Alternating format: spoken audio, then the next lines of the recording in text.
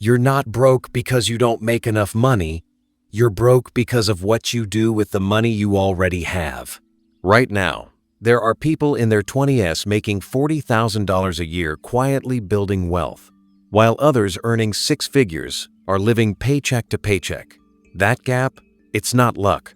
It's not talent. It's decisions. Small, everyday decisions that compound over time. And here's the scary part. If you don't fix them before 30, you don't just lose money, you lose time. And time is the one thing you can never earn back. In this video, I'm going to walk you through 10 smart financial moves that can completely change your future, but only if you start now.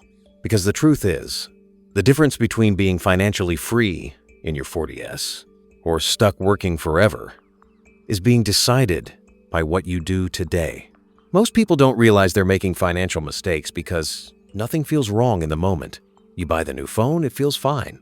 You finance the car, it feels normal. You skip investing because you'll start later. It feels harmless. But these aren't just small choices, they're patterns. And these patterns are quietly draining your future wealth. The system around you is designed to keep you spending, not building. Credit cards make everything feel affordable. Social media makes everyone look richer than they are. And lifestyle inflation creeps in the second you start earning more. So you end up trapped in this cycle where your income increases, but your bank account doesn't. And before you know it, you're 30, maybe 35, wondering why you're still behind. I've spent years studying personal finance, watching what works and what doesn't, not just from books, but from real people, people who built wealth from nothing, and people who lost it all despite earning a lot. And there's a pattern. Wealth isn't built through one big decision. It's built through consistent, boring, intentional moves over time. The kind of moves most people ignore because they're not flashy.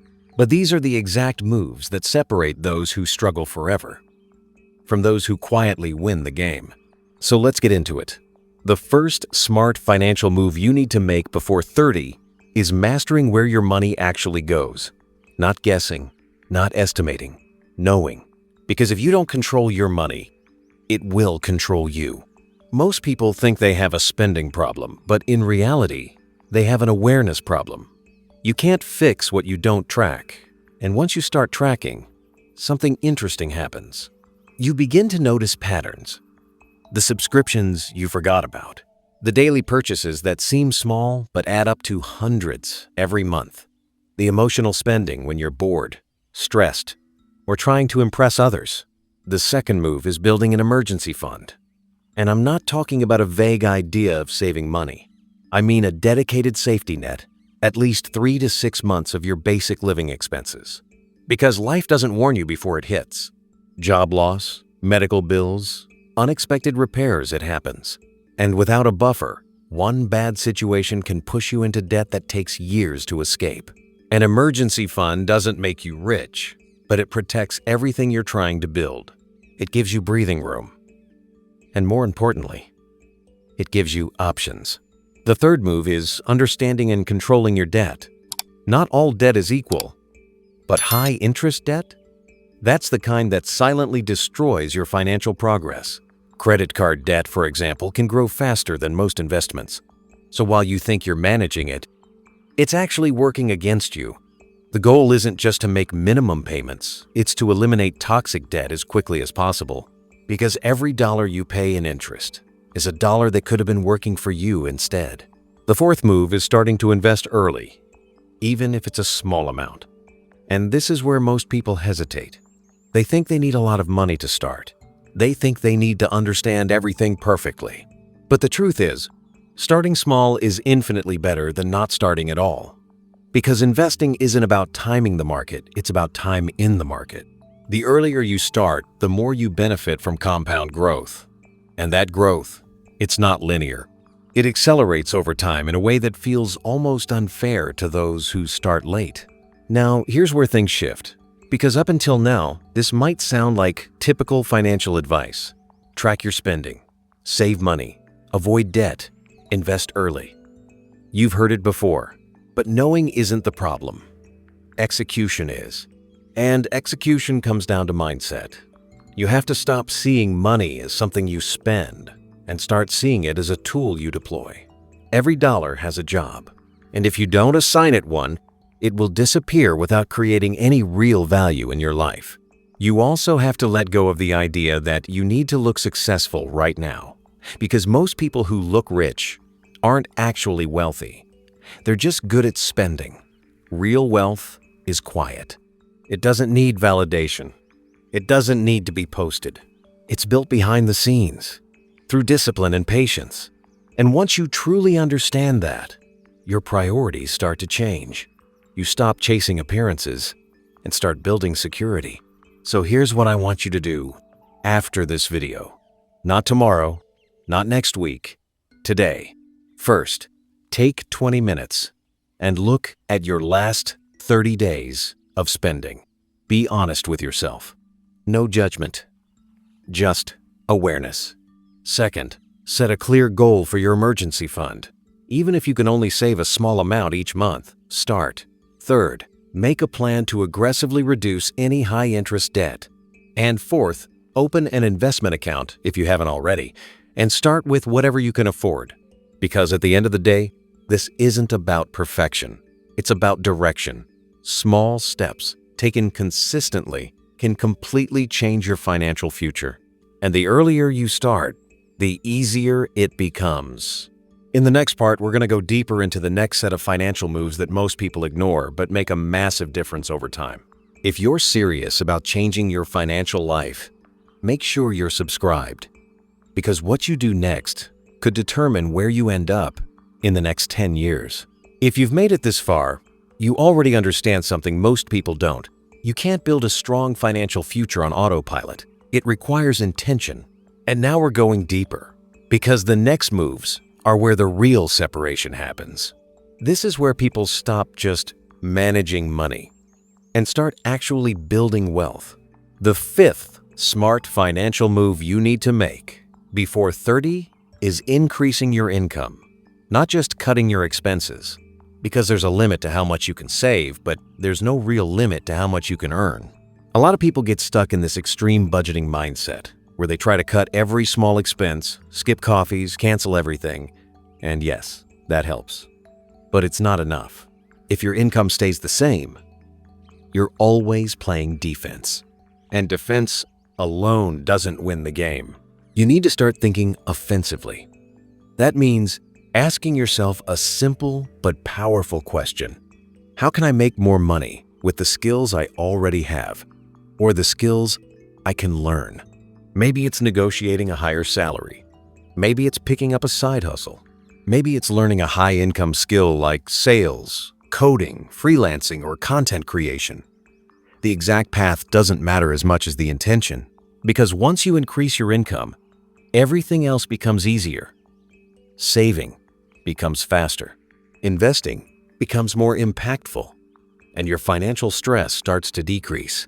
The sixth move is avoiding lifestyle inflation. This one is subtle and dangerous because it doesn't feel like a mistake. You get a raise, and naturally, you upgrade your life a little. Better apartment, better car, better clothes. And again, nothing is wrong with enjoying your money. But the problem happens when every increase in income is matched or exceeded by an increase in spending. That's how people end up earning more than ever, but still feeling broke. What you want instead is controlled lifestyle growth. When your income increases, only upgrade a small portion of your life and invest the rest. That gap between what you earn and what you spend, that's where wealth is built. And the bigger that gap, the faster your progress. The seventh move is building multiple streams of income. Relying on a single source of income is one of the biggest financial risks you can take, especially in today's world. Jobs are not as stable as they used to be. Industries change, companies restructure, and if all your income depends on one source, you're vulnerable. Now, this doesn't mean you need 5 businesses overnight. It starts small. Maybe one additional income stream freelancing, investing dividends, digital products, or even monetizing a skill online. The goal is to create layers. So, if one stream slows down, Others keep you stable. Over time, these streams can grow to the point where your primary income is no longer your only safety net. The eighth move is understanding how taxes work and how to legally minimize them. This is something most people completely ignore in their 20s. They focus on earning money, but not on keeping it. And taxes can take a significant portion of your income if you're not paying attention. You don't need to become a tax expert, but you should understand the basics. Things like tax-advantaged accounts, deductions, and long-term investment benefits. Because smart tax planning isn't about avoiding taxes, it's about being efficient. It's about structuring your money in a way that keeps more of it working for you instead of losing it unnecessarily. Now here's the mindset shift that ties all of this together. Most people think financial success is about one big break, a big investment, a high-paying job, a lucky opportunity. But in reality, it's about stacking small advantages over time, earning a little more, saving a little more, investing a little more efficiently, avoiding a few major mistakes. Individually, these actions don't seem life-changing. But combined, over years, they create a gap that becomes impossible to ignore. That's how some people quietly move ahead while others feel stuck, even if they started in the same place. And here's something important. You don't need to do everything at once. In fact, trying to fix everything overnight usually leads to burnout. What you need is momentum. One move at a time. One improvement at a time. Because consistency beats intensity every single time when it comes to money. So let's make this practical. Here's what you should focus on next. Look at your current income and ask yourself, what is one realistic way I can increase this in the next 90 days? Not a fantasy. Something actionable. Maybe it's asking for a raise. Maybe it's applying for a better paying role. Maybe it's starting a small side income that brings in even an extra $200 a month. Start there. Then, set a rule for lifestyle inflation. Something simple. Like this, every time your income increases, you only allow yourself to spend 30% of that increase. The other 70% goes towards saving, investing, or building assets. This one rule alone can completely change your financial trajectory. Next, think about your second income stream. Not 5, just 1. What's something you can start experimenting with? Something low risk, but with potential. Give it time. Don't expect instant results. But stay consistent. And finally, spend a little time understanding how your money is being taxed. Even basic awareness can save you a surprising amount over the long run. Because at this stage, you're no longer just trying to avoid being broke. You're building a system where your income grows, your expenses stay controlled, and your money starts working for you instead of disappearing. In the next part, we're going to cover the final set of financial moves. These are the ones that most people completely overlook.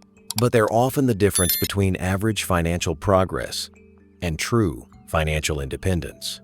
So if you're serious about getting ahead while most people stay stuck, make sure you're subscribed, because the next part is where everything starts to come together. By now, you're starting to see the bigger picture. Money isn't just about earning and spending, it's about positioning yourself in a way where your future becomes easier, not harder. And the next moves we're about to cover, this is where things get even more strategic. Because at this level, it's no longer just about avoiding mistakes. It's about making decisions that compound in your favor for years. The ninth smart financial move you need to make before 30 is building your credit the right way. Now, a lot of people misunderstand credit. They either avoid it completely or they misuse it without realizing the long-term impact. But your credit score is more than just a number. It's a financial reputation. It affects your ability to get loans, your interest rates, even things like renting an apartment. Used correctly, credit can be a powerful tool. Used carelessly, it can cost you thousands. The goal is simple. Use credit, but never depend on it. Pay your balances on time. Keep your utilization low. Don't open accounts impulsively just because you can. Think of credit as leverage, not free money. Because the better your credit profile, the more financial flexibility you'll have when you actually need it. The 10th move, and this one might be the most underrated, is investing in yourself. Not in a vague motivational way, but in a very practical, measurable way. Your skills, your knowledge, your network. These are assets, and unlike most assets, they can directly increase your earning potential. Think about it. A single skill upgrade learning how to communicate better, negotiate, sell, or solve valuable problems can increase your income far more than cutting expenses ever will. And yet, most people hesitate to invest in themselves. They'll spend money on things that depreciate instantly, but overthink spending on something that could multiply their income for years. Now, this doesn't mean blindly buying every course or jumping on every trend. It means being intentional, identifying skills that are in demand, and committing to getting better at them. Because when you become more valuable, your time becomes more valuable. And that changes everything. Here's where the deeper mindset shift happens. You have to stop thinking short-term. Most financial decisions people regret felt good in the moment. The purchase made them happy. The risk felt exciting. The delay felt harmless. But long-term, those same decisions create stress, limitations, and missed opportunities. Wealthy thinking is different. It's not about deprivation, it's about alignment. You start asking different questions. Not, can I afford this? But, is this moving me forward? Not, do I want this now? But, what will this cost me later? And once you start thinking like that, your behavior naturally changes. You also begin to understand the power of patience. Because real financial growth is slow at first. It's almost invisible. You save a little, you invest a little, you improve a little, and it doesn't feel like much. But then, something happens. The curve starts to bend. Your investments grow faster. Your income increases. Opportunities start showing up. And suddenly, all those small decisions start to look very significant. Most people quit before they reach that point. They expect quick results. They want to see immediate rewards. And when they don't, they go back to old habits. That's why discipline matters more than motivation. Because motivation fades, but systems, once built, keep working. So let's bring this into action. First, check your current credit situation.